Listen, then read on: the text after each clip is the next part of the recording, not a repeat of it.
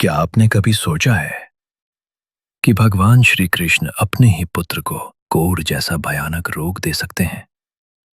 क्या कोई पिता अपने बेटे को इतना कठोर दंड दे सकता है? या फिर ये कहानी हमें जैसी बताई गई है वैसी है ही नहीं? आज हम आपको सुनाने जा रहे हैं सांब की पूरी सच्ची कहानी। एक ऐसी कथा जो अहंकार, मजाक और कर्म के अटल नियम को बेहद गहराई से उजागर करती है। ये कथा प्रारंभ होती है द्वारका से, भगवान श्री कृष्ण की स्वर्ण नगरी। एक ऐसी नगरी जहां धर्म, वैभव और दिव्यता एक साथ निवास करते थे। इसी द्वारका में रहते थे यदुवंश के राजकुमार, वीर, बुद्धिमान और तेजस्वी। उन्हीं में से एक थे सांब, भगवान श्री कृष्ण और माता जाम्बवती के पुत्र। सांब में कोई कमी नहीं थी। वे सुंदर थे, शक्तिशाली थे, पराक्रमी थे। लेकिन एक दोष धीरे धीरे उनके भीतर घर कर गया था, अहंकार। और उसी अहंकार के साथ आया चंचल और उपहासपूर्ण स्वभाव। एक दिन द्वारका में 3 महान तपस्वी पधारे, नारद मुनि, दुर्वासा ऋषि और विश्वामित्र, जिनके तप से देवता भी कांप जाते थे। पूरी द्वारका श्रद्धा से झुक गई। लेकिन साम ने इसे श्रद्धा नहीं, मनोरंजन समझ लिया। साम ने स्त्री का भेष धारण किया, अपने पेट पर नकली गर्भ बांधा और ऋषियों के सामने जाकर बोला, हे ऋषिवरों, बताइए, मेरे गर्भ से पुत्र जन्म लेगा या पुत्री?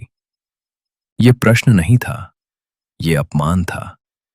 ऋषियों ने क्षण भर में सब समझ लिया। क्रोध से कांपते हुए ऋषियों ने कहा, अरे मूर्ख, तूने तपस्वियों का मजाक उड़ाया है। जिस गर्भ का तू उपहास कर रहा है, उससे लोहे का मुसल उत्पन्न होगा, और वही मुसल पूरे यदुवंश का विनाश करेगा, और तू स्वयं भयानक कोढ़ से ग्रस्त होगा। क्षण भर में हंसी खामोशी में बदल गई। श्राप लगते ही सांब का शरीर गलने लगा, त्वचा झड़ने लगी, पीड़ा असहनीय हो गई। राजकुमार अब कोढ़ी बन चुका था। पीड़ा से कराहता हुआ सांब भगवान श्री कृष्ण के चरणों में गिर पड़ा। पिताजी, मुझे बचा लीजिए। सभी की निगाहें भगवान श्री कृष्ण पर थीं। क्या वे श्राप को मिटा देंगे? भगवान श्री कृष्ण ने न क्रोध किया, न दुख व्यक्त किया। शांत स्वर में बोले, वत्स, मैंने तुम्हें कोई श्राप नहीं दिया। ऋषियों का वचन अटल है, लेकिन कर्म का प्रायश्चित हमेशा संभव होता है। तुम सूर्य देव की उपासना करो, वही तुम्हें मुक्त करेंगे। सांब मित्रवन पहुंचे और सूर्य देव की कठोर तपस्या आरंभ की।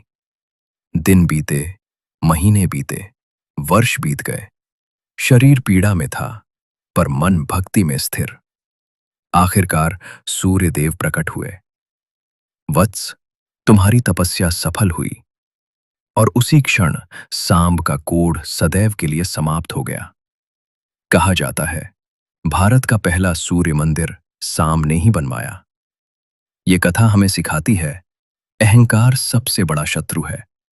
मजाक की भी एक मर्यादा होती है, और सच्ची भक्ति हर शाप को आशीर्वाद में बदल सकती है। याद रखिए, भगवान श्री कृष्ण कभी भी अपने पुत्र को शाप नहीं देते। वे तो हमेशा मार्ग दिखाते हैं। अगर ये कथा आपके हृदय को छू गई हो, तो इसे साझा करें, क्योंकि सच्चाई फैलाना भी भक्ति है। जय भगवान श्री कृष्ण।